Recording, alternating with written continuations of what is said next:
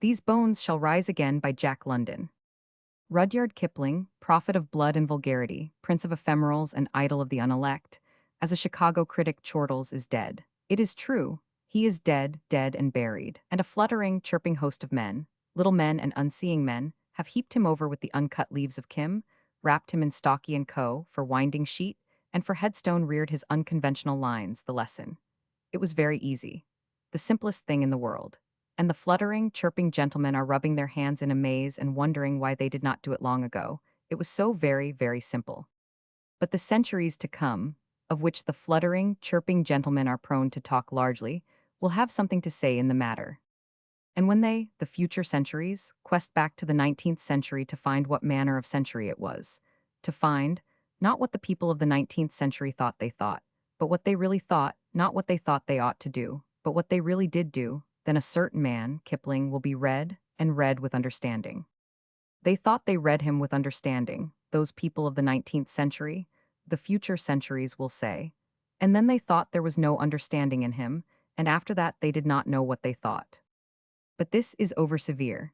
It applies only to that class which serves a function somewhat similar to that served by the populace of old time in Rome. This is the unstable, mob-minded mass, which sits on the fence, ever ready to fall this side or that and indecorously clamber back again, which puts a democratic administration into office one election and a republican the next, which discovers and lifts up a prophet today that it may stone him tomorrow, which clamors for the book everybody else is reading, for no reason under the sun save that everybody else is reading it. This is the class of whim and caprice, of fad and vogue, the unstable, incoherent, mob-mouthed, mob-minded mass, the monkey folk, if you please, of these latter days. Now it may be reading the Eternal City. Yesterday it was reading the Master Christian, and some several days before that it was reading Kipling. Yes, almost to his shame be it, these folk were reading him. But it was not his fault. If he depended upon them, he well deserves to be dead and buried and never to rise again. But to them, let us be thankful, he never lived. They thought he lived, but he was as dead then as he is now, and as he always will be. He could not help it because he became the vogue, and it is easily understood. When he lay ill, fighting with close grapples with death, those who knew him were grieved. They were many, and in many voices, to the rim of the seven seas, they spoke their grief. Whereupon, and with celerity, the mob-minded mass began to inquire as to this man whom so many mourned. If everybody else mourned, it were fit that they mourn too. So a vast wail went up. Each was a spur to the other's grief, and each began privately to read this man they had never read and publicly to proclaim this man they had always read. And straightway, next day, they drowned their grief in a sea of historical romance and forgot all about him. The reaction was inevitable. Emerging from the sea into which they had plunged, they became aware that they had so soon forgotten him and would have been ashamed had not the fluttering, chirping men said, "Come, let us bury him." And they put him in a hole, quickly, out of their sight. And when they have crept into their own little holes and smugly laid themselves down in their last long sleep, the future centuries will roll the stone away, and he will come forth again. For be it known, that man of us is imperishable who makes his century imperishable.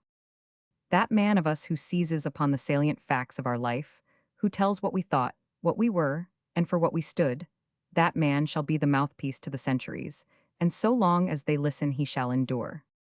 We remember the caveman. We remember him because he made his century imperishable. But unhappily, we remember him dimly, in a collective sort of way, because he memorialized his century dimly, in a collective sort of way. He had no written speech, so he left us rude scratchings of beasts and things, cracked marrow bones and weapons of stone. It was the best expression of which he was capable.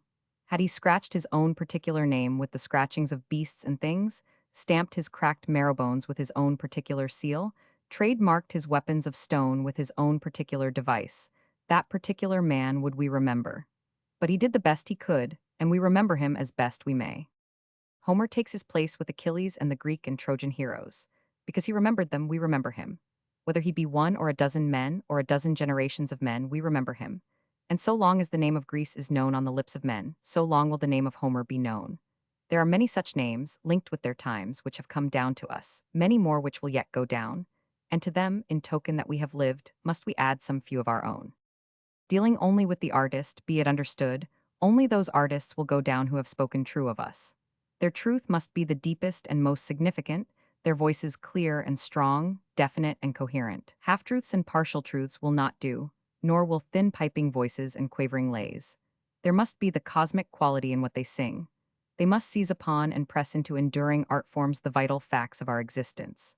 They must tell why we have lived, for without any reason for living, depend upon it, in the time to come, it will be as though we had never lived. Nor are the things that were true of the people 1,000 years or so ago true of us today. The romance of Homer's Greece is the romance of Homer's Greece.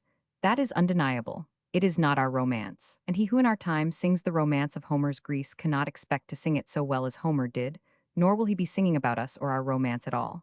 A machine age is something quite different from an heroic age. What is true of rapid-fire guns, stock exchanges, and electric motors cannot possibly be true of hand-flung javelins and whirring chariot wheels. Kipling knows this. He has been telling it to us all his life, living it all his life in the work he has done. What the Anglo-Saxon has done, he has memorialized.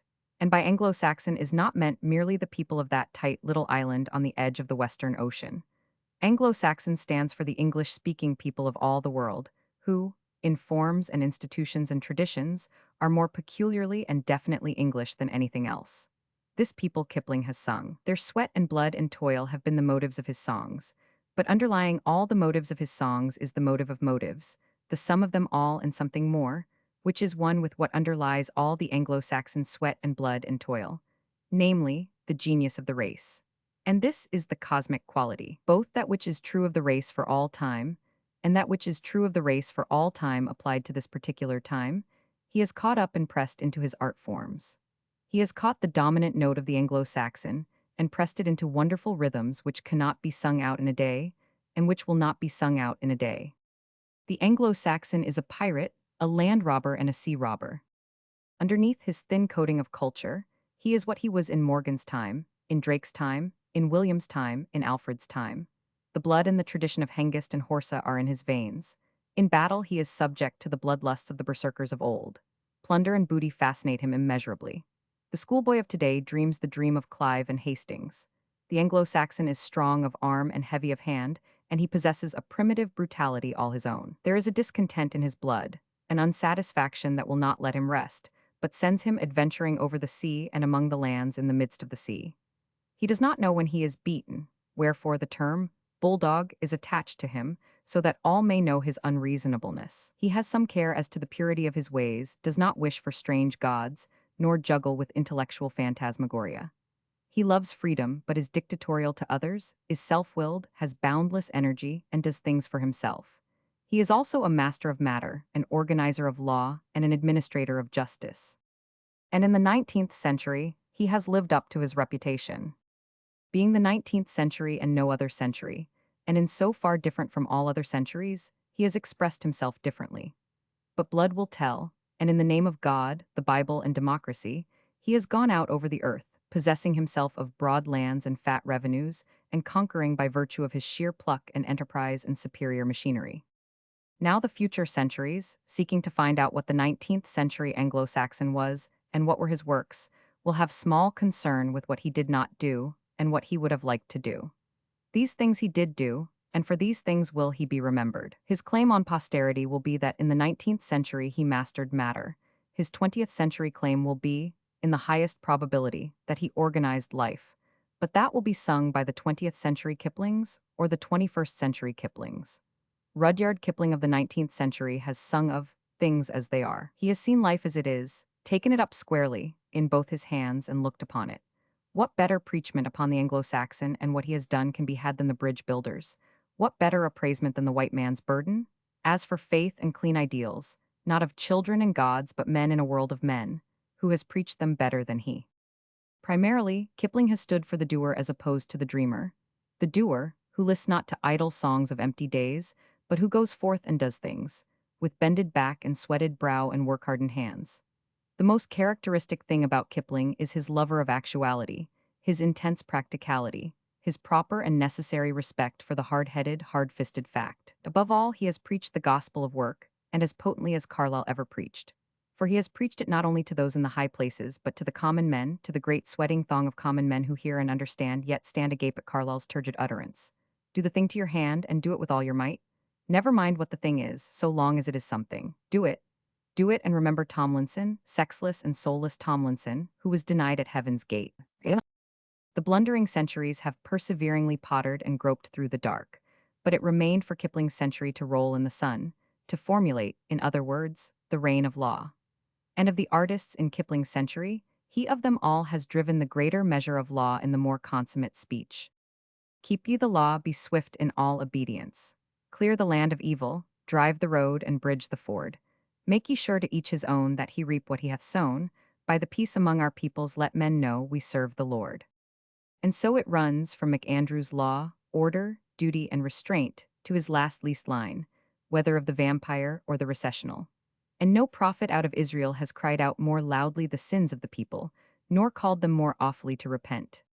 But he is vulgar, he stirs the puddle of life. Object the fluttering, chirping gentlemen, the Tomlinsonian men. Well, and isn't life vulgar? Can you divorce the facts of life? Much of good is there, and much of ill, but who may draw aside his garment and say, I am none of them? Can you say that the part is greater than the whole, that the whole is more or less than the sum of the parts? As for the puddle of life, the stench is offensive to you? Well, and what then? Do you not live in it? Why do you not make it clean? Do you clamor for a filter to make clean only your own particular portion? And made clean, are you wroth because Kipling has stirred it muddy again? At least he has stirred it healthily, with steady vigor and goodwill. He has not brought to the surface merely its dregs, but its most significant values. He has told the centuries to come of our lyings and our lusts, but he has also told the centuries to come of the seriousness which is underneath our lyings and our lusts. And he has told us, too, and always has he told us, to be clean and strong and to walk upright and manlike. But he has no sympathy, the fluttering gentleman chirp. We admire his art and intellectual brilliancy. We all admire his art and intellectual brilliancy, his dazzling technique and rare rhythmical sense, but he is totally devoid of sympathy. Dear, what is to be understood by this? Should he sprinkle his pages with sympathetic adjectives, so many to the paragraph, as the country compositor sprinkles commas? Surely not. The little gentlemen are not quite so infinitesimal as that.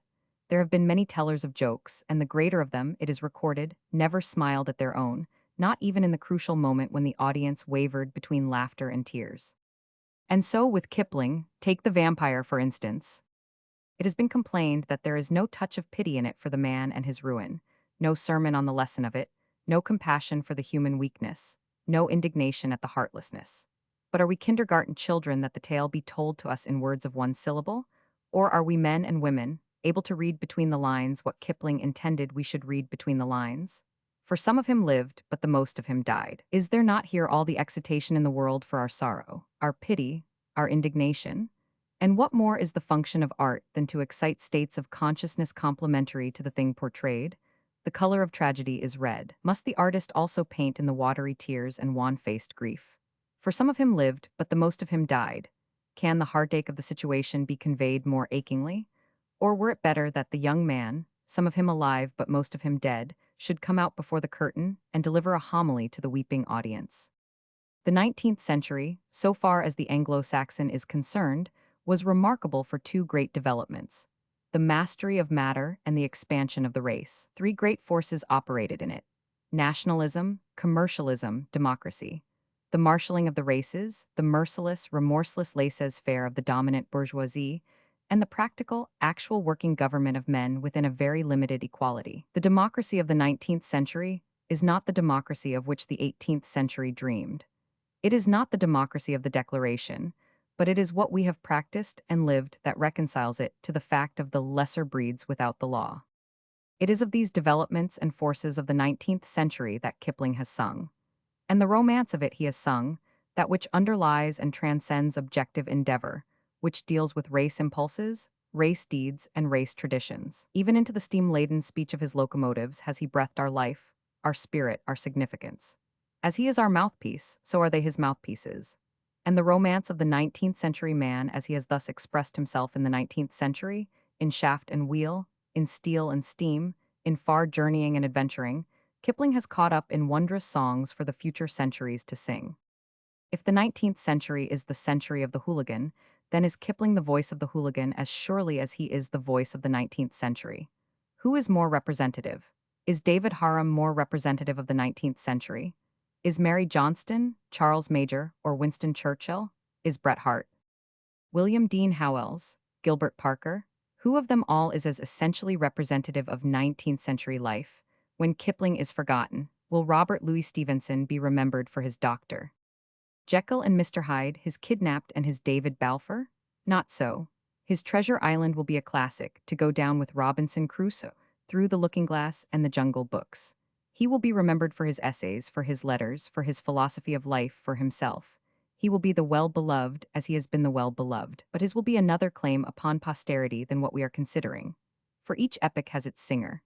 As Scott sang the swan song of chivalry and Dickens the burger fear of the rising merchant class, so Kipling, as no one else, has sung the hymn of the dominant bourgeoisie, the war march of the white man round the world, the triumphant pan of commercialism and imperialism. For that will he be remembered. Oakland, California, October 1901.